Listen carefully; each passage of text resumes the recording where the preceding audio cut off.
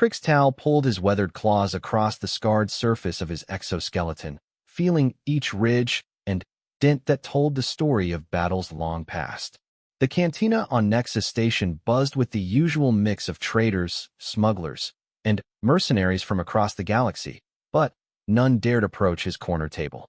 His reputation preceded him everywhere he went, the veteran who had fought the humans and lived to tell about it. Another drink, old warrior? The Zalani bartender's voice carried a mixture of respect and curiosity as she approached with a fresh glass of fermented grain alcohol. Krixtal's four eyes shifted to meet her gaze, two focusing on her face while the others continued scanning the room out of habit. "Thank you, Vera." His mandibles clicked softly as he spoke, the universal translator doing its work to convert his native Thaknari into something the mixed crowd could understand. As Vera set the glass down, she hesitated. "The young ones have been asking about you again. About the human wars." She gestured toward a table where several rookie mercenaries sat, their armor still shiny and unmarked by real combat. "They keep wondering why someone with your skills refuses the high-paying contracts in human space." Krixtal's antennae twitched with what might have been amusement. Let them wonder. But Vera didn't move away. In all the cycles she'd known him, she'd never heard the full story. Only fragments, whispered rumors, and the evidence written in scars across his chitinous hide. "They say you were at Kepler, 442, at the siege of New Geneva." The veteran's drinking appendage paused halfway to his mouth. New Geneva. The name alone was enough to make his secondary heart skip a beat. He set the glass down carefully and looked at Vera with all four eyes now focused on her. "You really want to know why I'll never take another contract against humans?" Vera nodded, settling into the chair across from him. Around them, the cantina's noise seemed to fade as other patrons unconsciously leaned closer, sensing a story worth hearing. "It started 3 solar cycles ago," Krixtal began, his voice taking on the rhythmic cadence of a natural storyteller. "I was part of the hegemony's most elite strike force, the Crimson Talents. We were the best of the best, drawn from 12 different warrior species across the galaxy. Our success rate was flawless. 97 successful campaigns without a single defeat." He paused to take a sip of his drink, the alcohol burning pleasantly down his throat. "When the galactic hegemony first encountered humans, we thought it would be just another quick conquest. Another primitive species that had barely figured out faster-than-light travel. Their technology was centuries behind ours. Their ships were crude metal boxes held together with what they called duct tape. Their weapons were projectile-based, actual pieces of metal fired through tubes using chemical explosions." A few chuckles rippled through the nearby tables. Everyone knew how primitive kinetic weapons were compared to plasma and energy-based systems. The intelligence reports painted them as a young species that had only recently unified their homeworld after countless wars among themselves.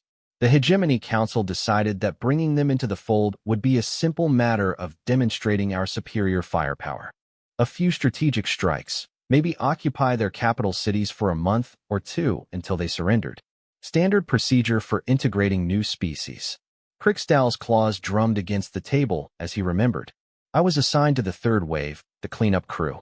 My job was supposed to be simple: land on Earth after the orbital bombardment and initial assault had broken their resistance, then help establish the new hegemony administration.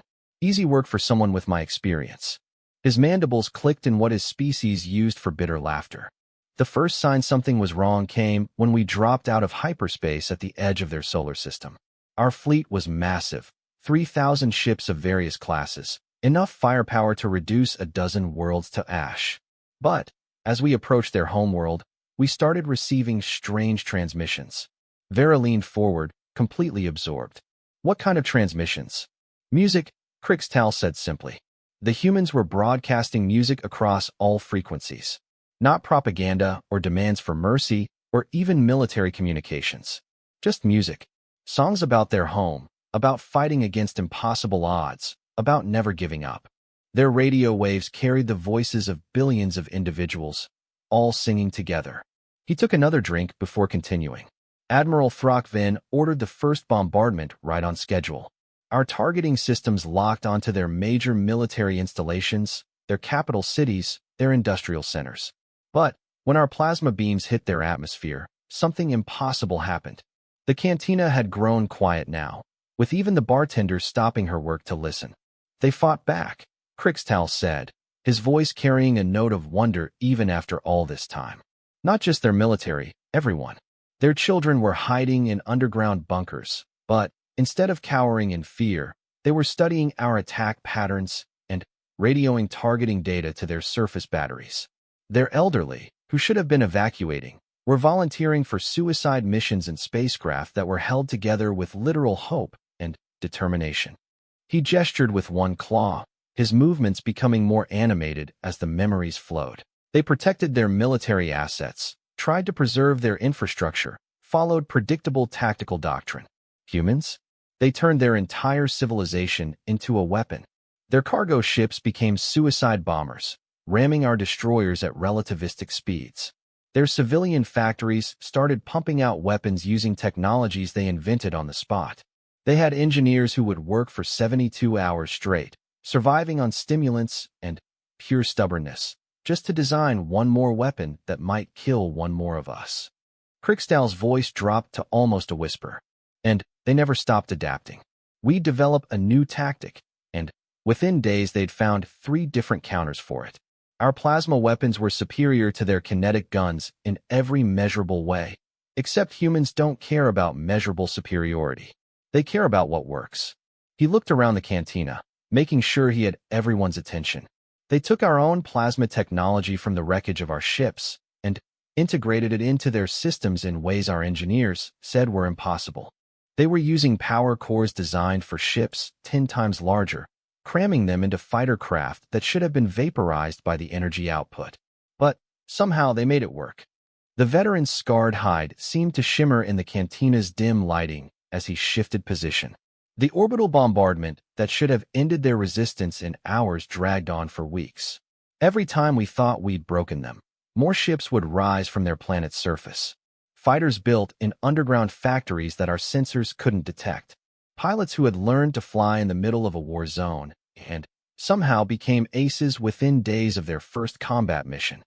That's when Command decided to send down the ground forces. Crixtal continued, his voice growing darker. The Crimson Talons were called in to assault their primary military command center, a facility called NORAD buried deep in their planet's mountains. Intelligence said it was their central nervous system, and if we could take it, their resistance would collapse. He laughed, but there was no humor in the sound. Intelligence was wrong about almost everything when it came to humans. The landing had been a disaster from the moment their transport ships hit Earth's atmosphere. Human fighter craft, flying machines that looked like they'd been welded together in someone's garage, swarmed around the hegemony dropships like angry insects. The humans had somehow managed to mount weapons on craft that shouldn't have been able to carry them, turning civilian aircraft into improvised gunships. My transport was hit by something they called a missile, basically a flying bomb with primitive guidance systems. By all rights, it should have been easy for our defensive systems to intercept. But the humans had loaded it with chaff, decoys, and what they called electronic warfare packages. Our sensors couldn't get a clear lock. Crixtal's claws unconsciously traced the scar that ran from his left shoulder to his right hip. We crashed in what they called the Rocky Mountains, about 50 kilometers from our target. Of the 43 Crimson Talons in my unit, only 31 survived the landing. We thought we could still complete the mission. After all, we were elite warriors with powered armor and energy weapons, fighting primitives with chemical-based technology. The march to NORAD should have taken 6 hours. It took 3 days. Vera's eyes widened. What happened? Humans happened, Crixtal said grimly. They didn't just fight us, they hunted us. Every step we took, we were under observation by eyes we couldn't see. Their soldiers moved through terrain that should have been impassable, using natural cover like they'd been born in those mountains. They knew every rock, every tree, every hiding spot. And they were patient. So incredibly patient. They'd let us advance for hours without contact. And just when we started to think we'd outrun their scouts, they'd hit us from 3 directions at once. Never a direct assault. Always ambushes, hit-and-run attacks, traps that used our own technology against us. The veteran's voice carried a note of grudging respect. I watched a single human soldier, Couldn't have been more than 20 of their years old. Take down 3 of my squad mates using nothing but explosives made from agricultural chemicals and some kind of projectile rifle that looked like it had been manufactured a century ago. She disappeared into the forest before we could return fire, and we never saw her again. But the worst part wasn't the fighting. It was the way they communicated with each other. We could monitor their radio transmissions, and they were constantly talking. Not military chatter, personal conversation. They talked about their families, their hopes, their fears, about what they were going to do after the war was over. They made each other laugh during artillery bombardments. Krixtal finished his drink and set the glass down with a soft clink. On the second day, we captured one of their soldiers, a communications specialist who'd been calling in our positions to their artillery. Standard protocol was to interrogate prisoners for tactical intelligence before execution. His mandibles clicked slowly. This human, this young female barely out of adolescence, looked at us with these eyes full of defiance and said something I'll never forget. She said, "You came to the wrong planet, bug boy. We've been killing each other for thousands of years. We're really, really good at it." And then she started laughing. The cantina was dead silent now, every patron hanging on Krixtal's words. She laughed while we questioned her. She laughed when we threatened her. She laughed when we showed her the orbital bombardment footage of her cities burning. And when Commander Vexthal finally lost his temper and activated his pain inducer, she looked him straight in his primary eyes and said, "Is that all you got?" Krixtal's voice dropped to barely a whisper. We'd fought hundreds of species across the galaxy. We'd broken the will of warriors who had trained their entire lives for combat. But this barely adult human, this child by their standards, faced torture and possible death with laughter. That night, her rescue team came for her. The rescue attempt should have been impossible. Krixtal had seen the human prisoner secured in their most advanced containment unit, a force field cell that had held some of the galaxy's most dangerous criminals. The Crimson Talons had set up a defensive perimeter around their temporary base that could detect movement from 3 kilometers away in any direction. Their sensors were calibrated to pick up anything larger than a small animal. But humans, Krixtal continued, his 4 eyes distant with memory, humans don't fight fair. Vera noticed that several other patrons had quietly moved closer, drawn by the veteran's tale. Even the most grizzled mercenaries in the cantina were listening with rapt attention. The first sign of trouble came at 0347 local time. Our motion sensors started picking up what looked like large wildlife moving through the forest around our position. Bears, according to the local fauna database. Nothing threatening to a well-armed military unit. Krixtal's antennae twitched with dark amusement. Except they weren't bears. The humans had somehow trained these creatures, or at least learned to move alongside them. When the real attack came, we couldn't tell the difference between actual animals and human soldiers crawling through the underbrush on their hands and knees. He gestured with one claw, sketching invisible shapes in the air. The assault began with what they called arrow storms. Primitive projectiles fired from manually operated weapons that our sensors couldn't detect because they had no energy signature. These arrows carried small explosive charges that took out our perimeter sensors one by one. Then came the psychological warfare. The veteran's voice grew quiet, forcing his audience to lean closer. They started making sounds in the darkness. Not voices, animal sounds. Bird calls, insect noises, the rustle of wind through trees. But it was all coordinated, all artificial. They were communicating right under our sensors using a code based on the natural environment. Commander Vexthal ordered a full-spectrum scan of the area. Our most advanced detection equipment, designed to track cloaked ships in deep space, found nothing. The humans were using technologies so primitive that our systems weren't programmed to recognize them as threats. Krixtal took a moment to order another drink, letting the tension build among his listeners. When Vera returned with his glass, he continued, "At 0412, they cut our communications. Not with jamming or electronic warfare. They physically severed the fiber optic cables connecting our equipment. Someone had crawled close enough to our base to perform precision sabotage, while 31 elite soldiers stood guard, and none of us detected their presence. That's when Commander Vexthal made his first tactical error. He sent out patrol teams to re-establish the communication links. The veterans' mandibles clicked in a pattern that suggested regret. Squads of 3, heavily armed, with orders to maintain constant radio contact. Standard small unit tactics that had worked against every enemy we'd ever faced. The first patrol reported contact at 0434. We heard weapons fire over the radio, lasting exactly 17 seconds. Then, silence. The second patrol found their bodies 20 minutes later, arranged in a pattern that spelled out words in the human language. A message for us. Vera couldn't contain her curiosity. What did it say? You should have stayed home, Crixtal replied. Written in the blood of 3 of the finest soldiers in the galaxy. He took a long drink before continuing. The second patrol lasted 11 minutes before we lost contact with them. The third patrol found evidence of a running battle that stretched for almost 2 kilometers through terrain that our tactical computers had classified as impassable for infantry engagement. By dawn, we'd lost 9 soldiers without getting a clear visual of a single human attacker. The cantina had grown so quiet that Crixtal could hear the hum of the life support systems. He looked around at the faces watching him, seeing his own past fears reflected in their expressions. Commander Vexthal was getting desperate. Our mission was falling apart, and he couldn't even report the situation to command because our communications were down. He decided to interrogate the prisoner more aggressively, hoping to learn something about human tactics that might help us survive. Crixtal's scarred hide seemed to darken with the memory. I was assigned to assist with the questioning.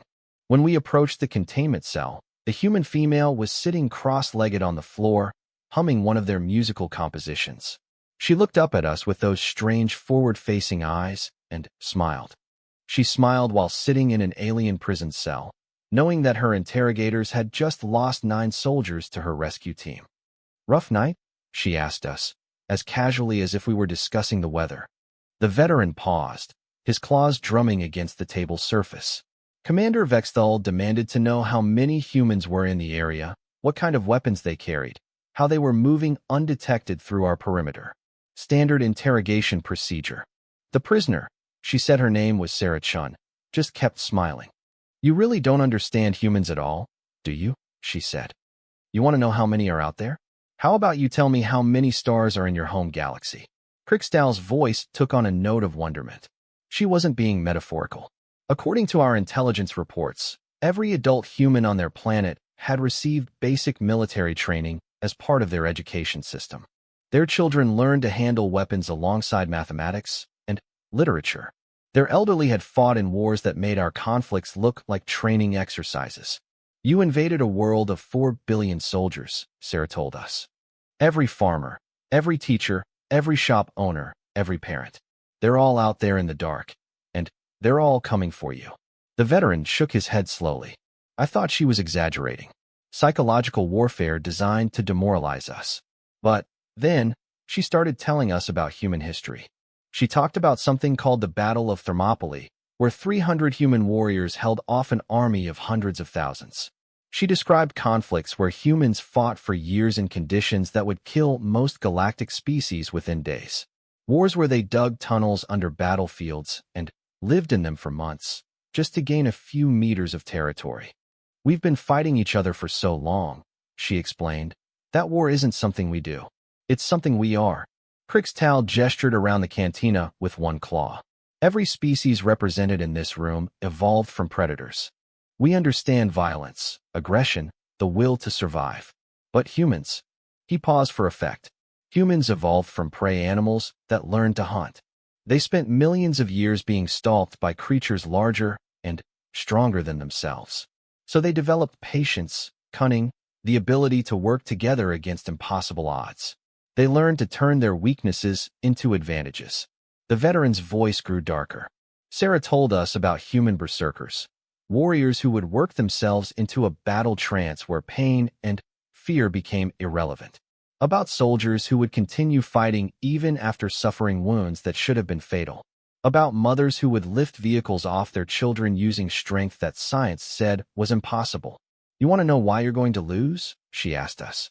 It's because you're fighting a war, and we're defending our home. Crixtal drained his glass and set it down with finality. At 0847, the rescue attempt began in earnest. It started with an earthquake. Several patrons exchanged glances. Earthquakes weren't typically part of military tactics. Except it wasn't a natural earthquake. The humans had spent the night tunneling under our position using tools they'd improvised from local materials. They'd carved out a network of passages in solid rock using techniques they'd developed for something called mining operations. When they detonated their charges, our entire base shifted 3 meters to the east.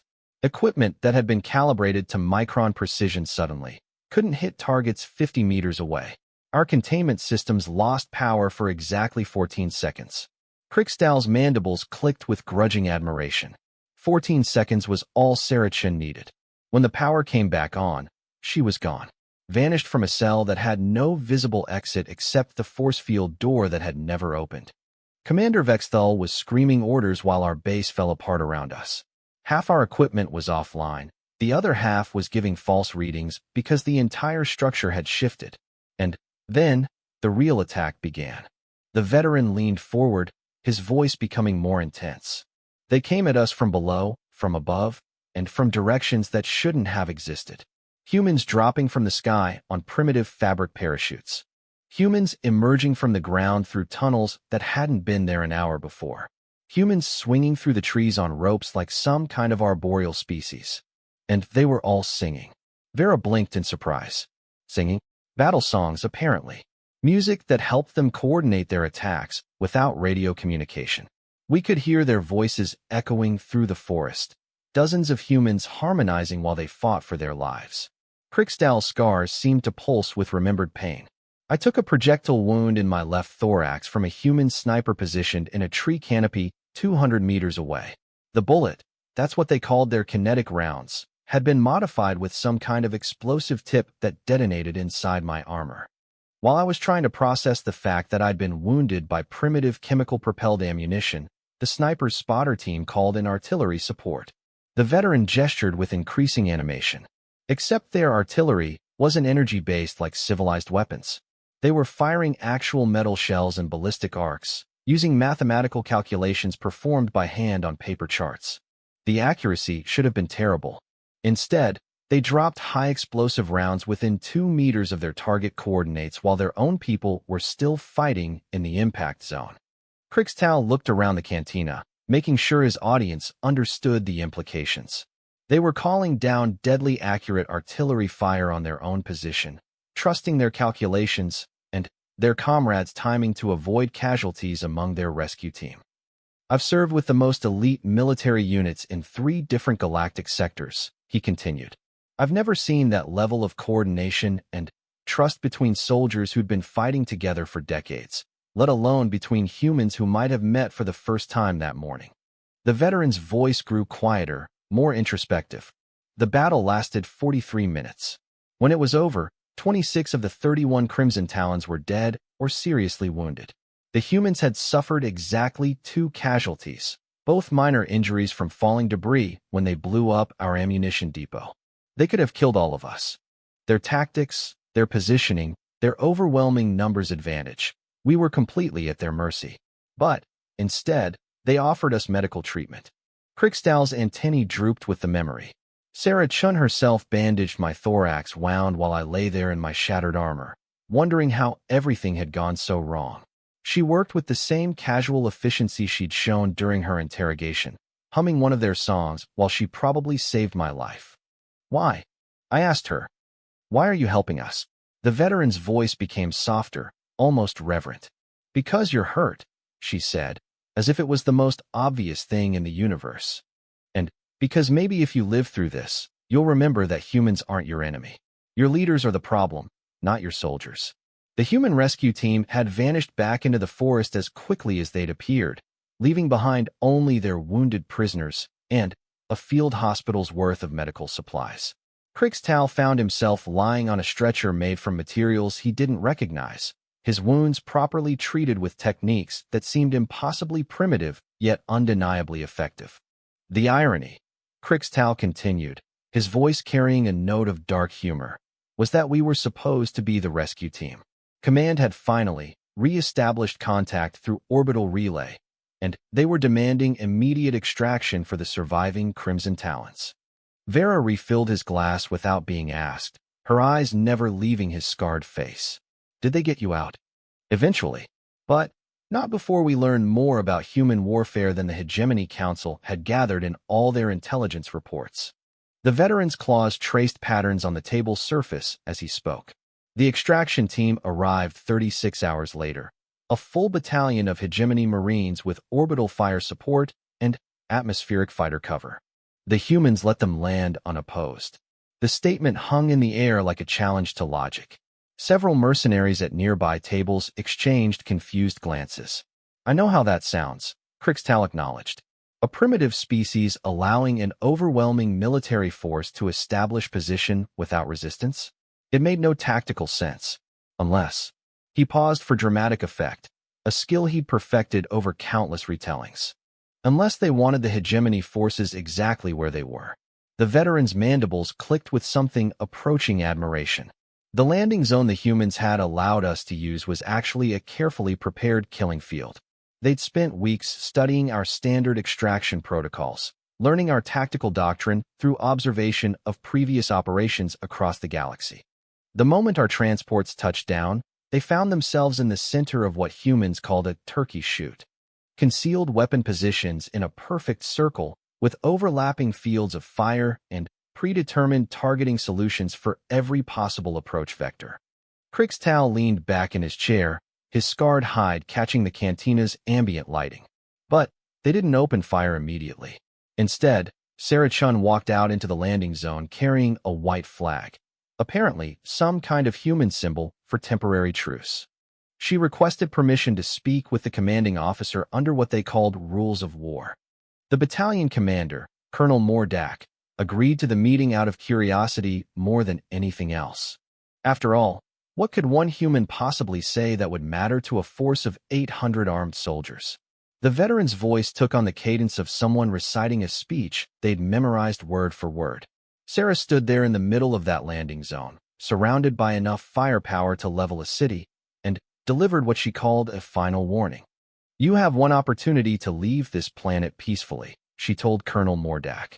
Take your wounded, take your dead, and go back to whoever sent you. Tell them that Earth is not for conquest. Crixtal's four eyes focused on different points around the cantina as he continued. The colonel laughed. Actually laughed out loud at the audacity of this single human threatening a battalion of elite soldiers. He told her that the hegemony had conquered 237 worlds, and that Earth would be number 238. Sarah nodded politely and said, "Thank you for making your intentions clear. We needed to be certain." Then, she turned around and walked back toward the tree line. The veteran paused to take a drink, letting the tension build among his audience. Colonel Mordak ordered his troops to take her prisoner. 800 soldiers, supported by armored vehicles and aerial drones, moving to capture one unarmed human female. They never got within 50 meters of her. Crixtal's voice grew darker as he delved deeper into the memory. The humans had turned the entire forest into a weapon, trees that had been rigged to fall in precise patterns, creating obstacles that channeled our forces into predetermined kill zones. Hidden explosives buried under what looked like natural ground cover. Camouflaged pits filled with sharpened stakes. But the worst part was the snipers. The veteran gestured with one claw, indicating positions around an imaginary battlefield. Human marksmen positioned in locations that our tactical computers insisted were impossible firing positions. Trees that shouldn't have been able to support their weight, rock formations with no visible hiding spots, underground bunkers that our sensors couldn't detect. They were using weapons that fired single projectiles, one shot at a time, manually operated without any electronic assistance. By every measure of military technology, they should have been hopelessly outclassed by our energy weapons and automated targeting systems. Crixtal's mandibles clicked with dark amusement. Instead, they were killing our soldiers faster than our medical teams could treat the wounded. The engagement lasted 4 hours and 17 minutes. When it was over, Colonel Mordak had lost 60% of his force, including all of his heavy armor and most of his air support. The humans had suffered exactly 0 casualties. Vera's eyes widened. 0? That's impossible. That's what I thought, Crixtal agreed. But Sarah Chun explained it to me later, during the prisoner exchange. They hadn't been trying to kill us. The veteran let that statement settle over his audience like a heavy blanket. Every shot they fired had been calculated to wound rather than kill. Every trap had been designed to disable equipment rather than destroy it completely. They had orchestrated a 4-hour battle involving hundreds of combatants with the precision of a surgical operation. We could have killed all of you in the first 30 seconds, Sarah told me as we waited for the hegemony retrieval ships. We had orbital weapons platforms you never detected, strategic missile sites positioned across 3 continents, and enough nuclear firepower to turn your entire fleet into radioactive dust. Crixtal's voice became very quiet. Nuclear weapons. Do you understand what that means? Most of the Cantina's patrons shook their heads. Nuclear technology had been abandoned by virtually every spacefaring civilization in favor of cleaner, more efficient energy sources. Humans had weaponized their own atomic structure. They had built bombs that could destroy entire cities using the fundamental forces that hold matter together. And they had hundreds of them. The veteran's scarred hide seemed to shimmer as he continued. But that wasn't the most terrifying part. The most terrifying part was that they chose not to use them. According to Sarah, human military doctrine included something called proportional response. They would only use the minimum force necessary to achieve their objectives. Despite having weapons that could sterilize their entire solar system, they chose to fight us with rifles and explosives because it was more appropriate for the threat level. Crixtal looked around the cantina, making sure he had everyone's attention. Let me put that in perspective for you. The galactic hegemony had deployed enough firepower to conquer a dozen worlds simultaneously. In response, the humans had used what they considered their police equipment. During the prisoner exchange, I met some of their military leaders. Humans called generals and admirals who had been coordinating the defense of their entire planet. They spoke about the war like it was a minor inconvenience, something they were handling while continuing their normal daily activities. The veterans' mandibles clicked with incredulous memory. One of them, a female they called General Martinez, mentioned that she'd been interrupted during her daughter's birthday party to approve strategic bombing runs against our fleet positions.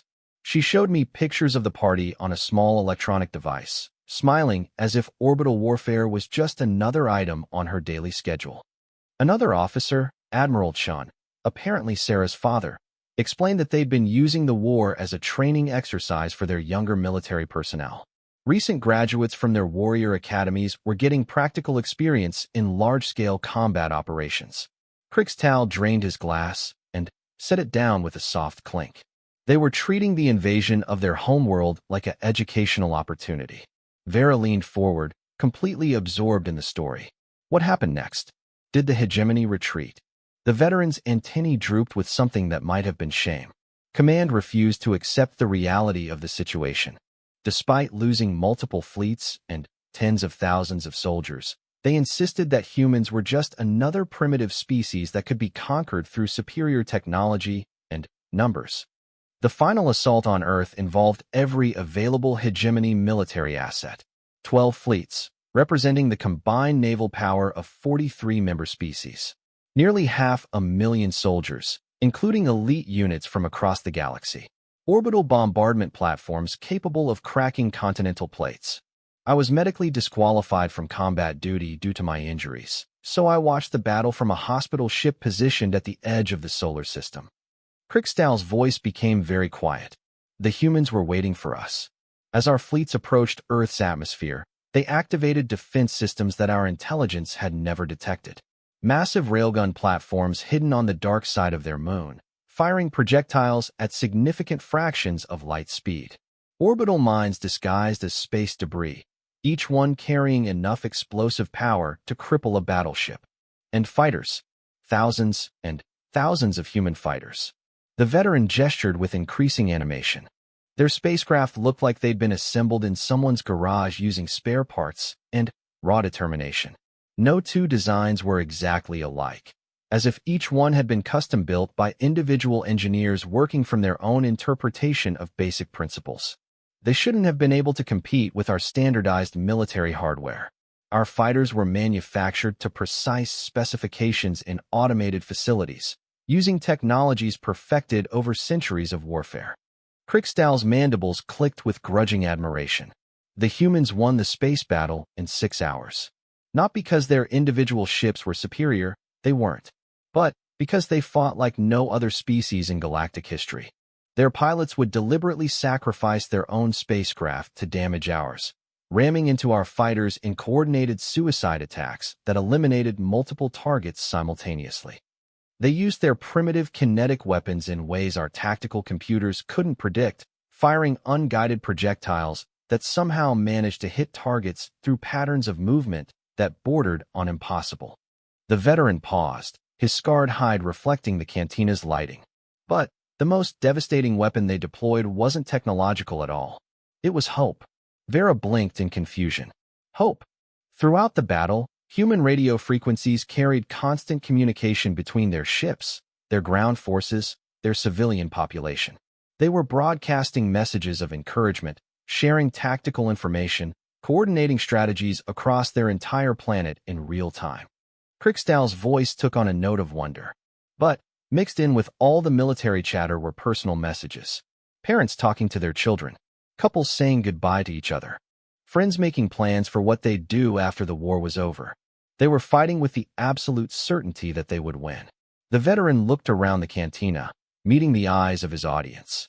Not hope that they might win, or determination to fight until the end.